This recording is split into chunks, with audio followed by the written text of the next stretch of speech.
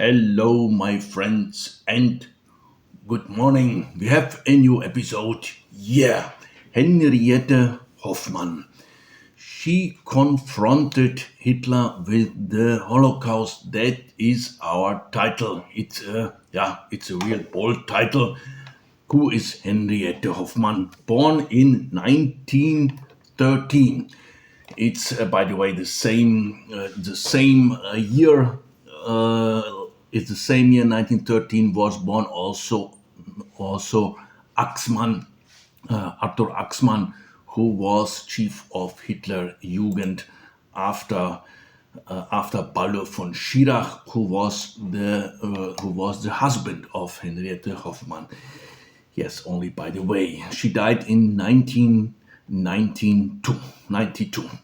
Yeah, that is Henry Hoffmann we're speaking about. So she was a young lady when Hitler came to power. She didn't she didn't saw the First World War. She didn't saw the difficult years after First World War, but she was raised and grown up in the late 20s and 30s when Hitler already became known throughout Germany and throughout the world.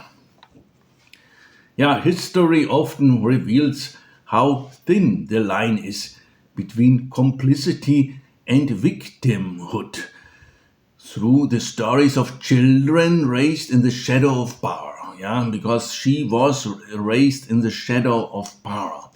The life of Henriette, or also called Henny Hoffmann, is perhaps one of the clearest example of this. The little girl who already in childhood came to know Uncle Adolf Hitler, we can call him, or he must have been something like the nice little Uncle Adolf Hitler I know from childhood, from the beginning of my life. Because she knew Adolf Hitler from the beginning through her father Heinrich Hoffmann. Heinrich Hoffmann was one of best friends from Adolf Hitler in the 20s and maybe up to the end. Well, one day she found herself within the innermost social circles of the Third Reich, and then at the end of the war, silenced yet without fully renouncing her past. What is, yeah, we can say it is quite typical for the ex Nazi figures.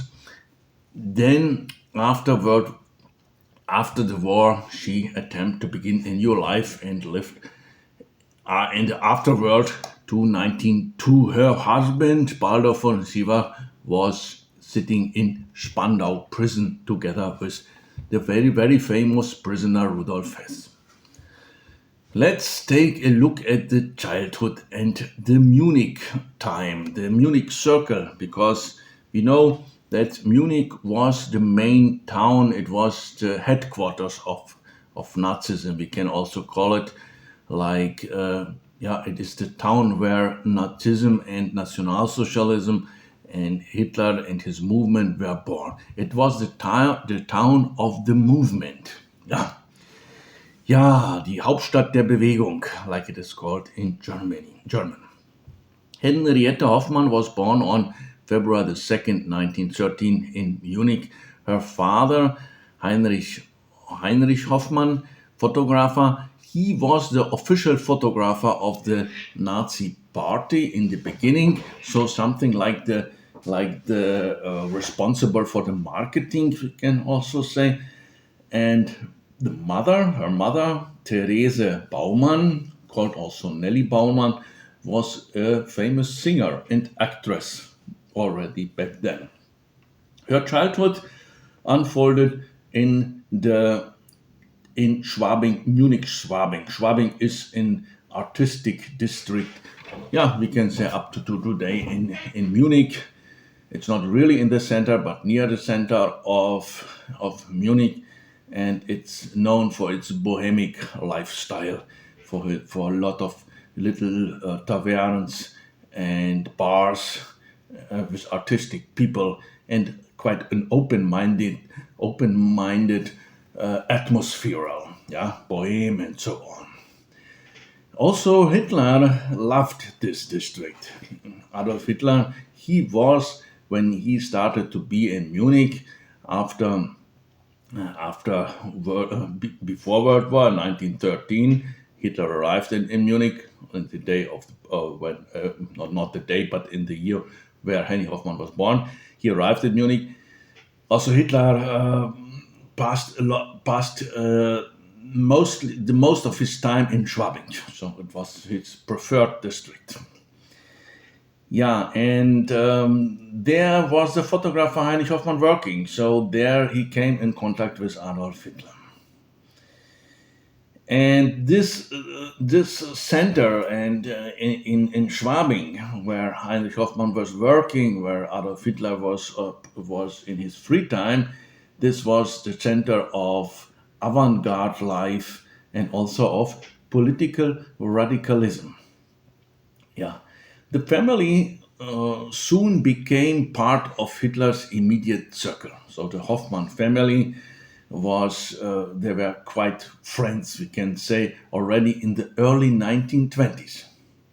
So in the early 1920s, where the party NSDAP was founded and Hitler was at the beginning of the beginning, and he was nobody at the beginning. The party's first meetings, for example, were held in Heinrich Hoffmann's home. So we see that Heinrich Hoffmann played an important role from the beginning, the father. Little Henny, the daughter, thus grew up quite literally in the cradle of the Nazi movement. We can say the baby in the Nazi movement. It was a Nazi baby, we can also say. Hitler was a frequent guest in the Hoffmann household, visiting him as a friend. He treated the photographer's family almost as his own. When he came there, he was the uncle. Henny, back then at the beginning, in the early 20s, she was 9 years old when she first met him. And this early acquaintance would shape her life for decades. In her father's shadow and in the Führer's proximity, we can call the next chapter. Contemporary sources. All contemporary historians do not support the later circulating rumors that there was any kind of intimate relationship between Hitler and Henny. There were a lot of rumors and stories going on that he had a relationship with Henny Hoffmann when she was 13, when she was 14, when she was 15, when she was very, very young, or even younger. So she was quite a pedophile. I don't know. Everything was on the table. And like he was forcing her to kisses and so on, everything. But it's all rumors. We can say that nothing of all this is true, or maybe serious historian do not follow this sensationalist style of memoirs, which we have written around this intimate relationship between Hitler and Henny. So we can state that this didn't exist. The reality is rather that Henny Hoffmann became one of the Nazi elite's court children, outwardly as a symbol of trust, inwardly an instrument through which Hitler could also reinforce his own paternalistic pose. So Hitler liked to be near to her, and like to show that he is the caring father, the caring dictator, who likes the little children and so that it's more to pose, more to be the paternal figure, the protector, and so on.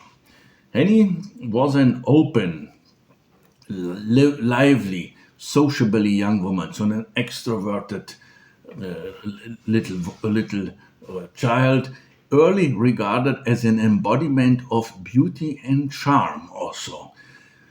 According to contemporaries, she was not awkward, but almost excessively approachable, a trait that would later contribute to her downfall. Yeah, there were rumors. There were rumors that she was promiscuous, that she was having affairs with everybody because she was laughing, she was extroverted, and so on. But also, this is exaggerated. This is exaggerated.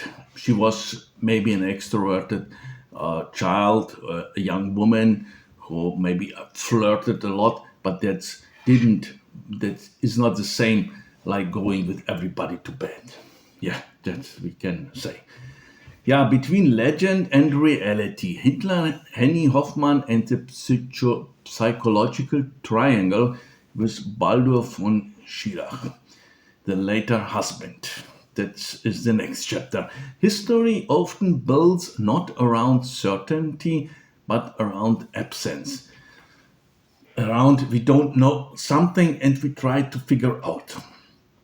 Where documents fall silent, collective memory begins to tell stories, filling every gap with a narrative. So when we don't know and something, then they fill up this gap.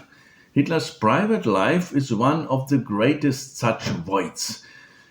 Yeah, Hitler's private life is still in. It's still filled with a lot of mystery. So they try to fill this gap. The human being behind the totalitarian leader, yeah, behind Hitler, the human side is still a mystery, and the psychological profile also. And therefore, everyone tried to identify the female figure who might be the most important female figure who is key to his psychology. So somebody say it was Eva Braun, it was Unity Mitford, and then now it is Henny Hoffmann. So, but this is all a lot of speculation. The young Henny Hoffmann, daughter of, we can call him court photographer, Heinrich Hoffmann, fell precisely into this emptiness. She had known Hitler since childhood, as he was a frequent guest in the Hoffmann house in Schwabing, as we said. Yeah, he visited them every day almost, and thus her upbringing also took place in the shadow of the movement, in the shadow of the Führer as a human being also. Later, when she married Baldur von Schirach, leader of the Hitler Jugend or Hitler Youth, the connection became even closer. Even closer because she was also political connected to one of the most important figures in the Third Reich, Baldur von Schirach. The couple, Baldur von Schirach and Henny Hoffmann, belonged to Hitler's immediate social circle and were frequent guests at the Berghof. Berghof, it was the residence in the Alps near Obersalzberg, which is south of Munich, where Hitler has his residence. And he had there, we can say, a selected group of people, of friends, of intimates. And Baldur von Schirach and Henny Hoffmann were one of these selected people, like also Albert Speer was one. From this personal proximity later grew the popular legend that Hitler harbored special feelings for young Henny. Some popular sources, mainly post-war websites without source and citations, claim that the Führer called her meine Sonne, my sunshine, or that at the age of 17 she was subjected to an awkward advance by him, as I mentioned, like, violent relationship, I don't know. But as we said, that this is all rumor. Serious biographers like Ian Kershaw, Joachim Fest, Brigitte Hammer and so on do not mention any kind of these events. And even the memoirs of members of the Hoffmann family contain no reference to them. The ideas of Hitler's love for Henny is therefore more a collective projection of the Führer's sexual enigmaticness than a historical fact. Because we don't know a lot of that,